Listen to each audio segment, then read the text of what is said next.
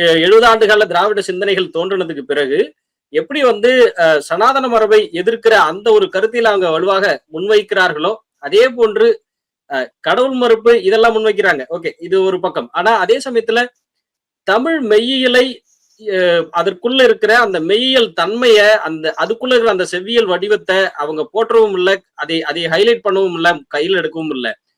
இப்ப நீங்க சொல்ற இதே முருகனை வந்து பௌத்த சமயத்தின் குறியீடாக போர்ட்ரேல் பண்ணி எழுதக்கூடிய போக்கு வந்து உருவாகி இருக்குது திராவிட சார்புடையவர்களுக்கு அல்லது தலித்திய சிந்தனை உள்ளவர்கள் இந்த கருத்துக்களை முன்வைக்க ஆரம்பிக்கிறாங்க.